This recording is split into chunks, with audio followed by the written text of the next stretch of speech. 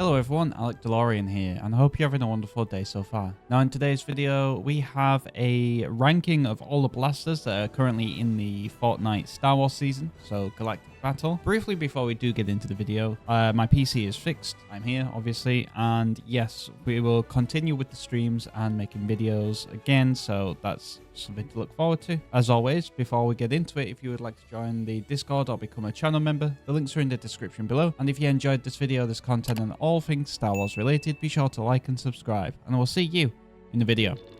Okay, so we have all of the blasters, and it's kind of in order of it's all of the assault rifles first, then all of the SMGs, then all of the shotguns, then the pistol, then the sniper, and then for some reason I've added in thermal imploder. I think my reasoning behind adding in the thermal imploder is that all of these are new items, whereas other consumables that are currently in the game are still older variations like the bubble shield or the med kit and stuff like that, whereas the thermal imploder is the only new consumable or anything like that. So, well, not consumable, but equipment. So that's in there. So we're going to start with that first since that's in its own. And right off the bat, I'm going to go with D for the thermal imploder. I always pick it up at the very beginning of the match if there's nothing else to pick up. I use it kind of straight away just to apply pressure to anyone who's near me. If I get to the point after the start of the game or early game where I'm running out of space in my inventory because I'm picking up weapons at this point, picking up med kits and minis or whatever, then this is definitely the first thing that I'm going to drop, because it has no use for me personally mid or late game, so I tend to only use it in early game basically as soon as I drop. Any time out of that, I'd never be using thermal imploders. It's decent, it's got a pushback, but it's not like a grenade where it would absolutely destroy your health. So yeah, that goes in a D for me. Also, it's in order of color, so legendary, epic, blue, green, gray. Okay, so now let's actually get into the blasters. So the first one is the A280, in which I have gone through the motions with this one. I loved it when I first used it, and then I used it a little bit and I was like, nah, it's not really gelling with me. But now I think it is an S tier weapon. S tier weapon, definitely the best assault rifle in the game, I will say that. The only grudge I have with it is that anytime you aim in, you're always scoped in, so it's really good for mid and long range, but it kind of does fall off for close range. But at that point you're using different weapons anyway, like an SMG or a shotgun. So the A280 is perfect for your loadout, especially if you haven't come across a sniper, so you'd be using this as your sniper at that point. But yeah, it's really good at any range really, just other than close range. So yeah, A280 is S tier for me. And then next up is the DC-15 heavy blaster rifle, which I really did like at the very beginning of the match, but it slowly dropped off for me. I think I'll put it in B for now. It's good at long range-ish. It's really good at mid-range, and it's not good at close range. Long range, it's bad because the recoil isn't the greatest, so it's hard to hit a lot of the shots unless you're going bang, bang, bang, bang. But then at that point, the A280 definitely outshines it. Mid-range is really good because it's high damage, pretty decent fire rate, so you're going to kill people really fast if you hit every shot. And yeah, it's good. Oh, it's good for early and mid game, but if I'm going to late game and I've got a few kills and other options have arose, then I'm going to be switching out this weapon. But overall, it's still a very good weapon, and you can hold on to it for the full game and get wins with it. It's that good. And then next up is the DLT-19, in which I'm going to have to put it right next to the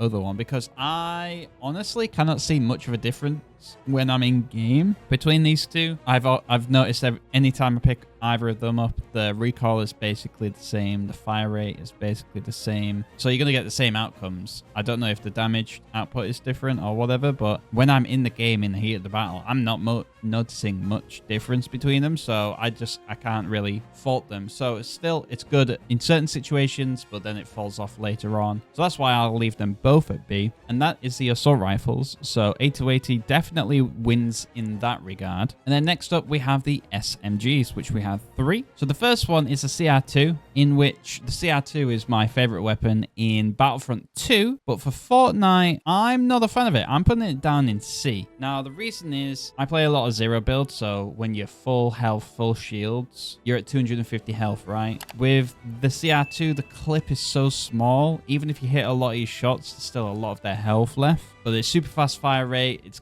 kind of hard to control, and the clip size is so small that it's like I'm only using it if I pick it up at the very beginning of the game, but I'm trading this off for any other weapon at this point. It's crazy good at the early game because obviously some people might not have taken the shields, so you can instantly melt them before they can react to you. But other than that, it's not the greatest. There's definitely much better weapons out there, so I would be happy enough to leave that in C. And then next up is the E11. So with the E11, I think I will borderline A or B, but I'm not sure which.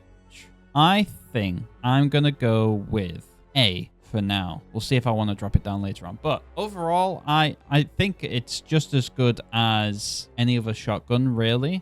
Well, you're going to get your burst damage with the shotguns, but with an SMG, the fire rate's really good. The clip size is pretty decent, much better than the CR2. The weapon damage output is pretty decent as well. So you can't really fault it. Like, if you don't come across any high rarity shotguns or any shotguns at all, then this is a good substitute to have instead. So I think A is pretty reasonable, if not B. And then the F11D is basically kind of like the assault rifles, where they're identical. The F11D, I think I would definitely put this one in A as well, just because I can actually tell the difference between these two. Like, when I use these two assault rifles, I can't tell, but the F11D, I can tell the extra fire rate and a slightly less damage, which fits my playstyle a little bit more in terms of pulling out my SMG, dealing a bunch of damage when I get jumped. I'd much rather be using the F11D. So every single time I'm always going for the F11D when it's the same rarity. But if I have an F11D at blue, but I come across an E11 that's purple, then I'm going to choose the E11 because the fire rate and the damage output isn't that much different. I think they're both really good SMGs, much better than the CR2, and they're pretty easy to control as well. You're going to hit a lot of your shots, and they're also pretty decent at mid range as well, whereas the CR2 is not very good at mid range. So it can do any job that you want. So if you do have SMGs but no assault rifles,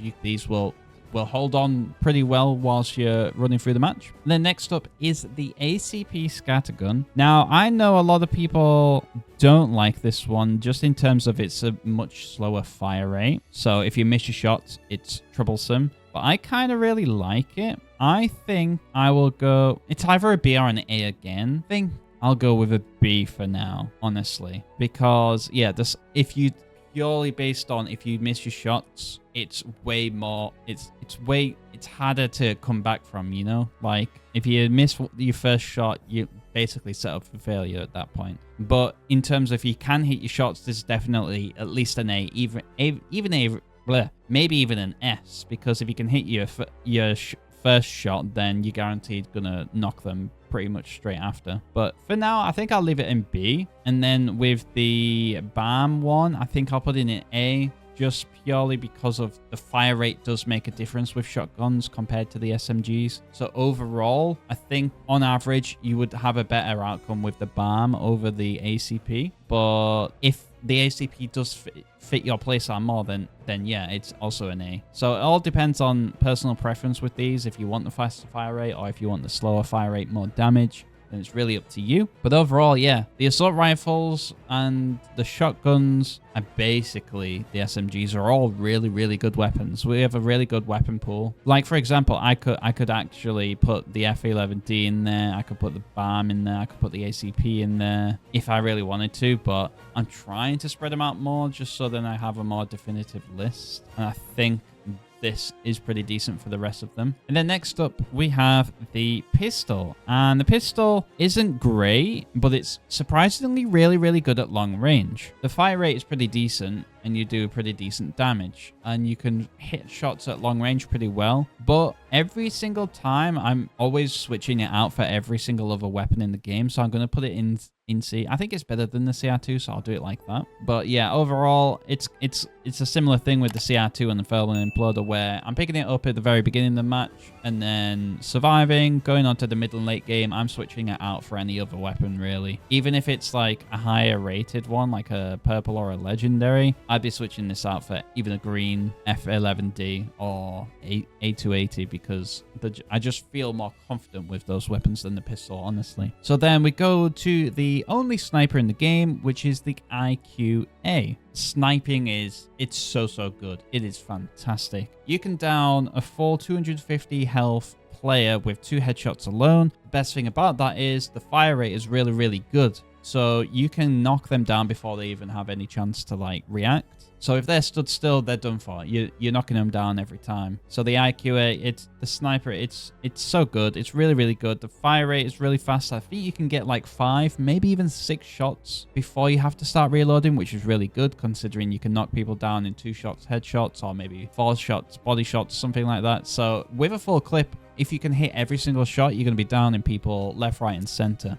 Yeah, sniping for me is one of my favorite things to do. If I'm running a loadout, I'm always going for 3 weapons in a loadout, typically, and then a movement ability, and then to finish off with maybe minis or a slurp or something. So if I could have my ideal loadout, I think I would have A280 for mid to long range, sniper or IQA 11 for the long range, and then maybe any of the SMGs or a shotgun depending on what I'm feeling at the time. Basically, this is what my ideal loadout is. A280 slot 1, SMG or shotgun in slot 2, and then the sniper in slot 3. And then this is where I finish my tier list. So let me know if this is god awful or if you agree with this, or if you think I should put 1 SMG up in S and 1 shotgun up in S because they're needed in every single loadout. In that case, I would probably definitely do maybe this, something like that, but just to spread it out a bit more, because for me as a long range player, I really like playing at distance in BRs. I think this is my ideal tier list. So yeah, let me know what you think about this. There you go. There is my tier list for the blasters for the Galactic battle for Fortnite. Let me know in the comments below if you think this is good, if you think it's bad, or if you think it's pretty same-ish for you. But I won't keep you any longer, so we don't keep the video very long. So if you would like to join the Discord or become a channel member, the links are in the description below. And if you enjoyed this video, this content, and all things Star Wars related, be sure to like and subscribe. And I will see you in the next video.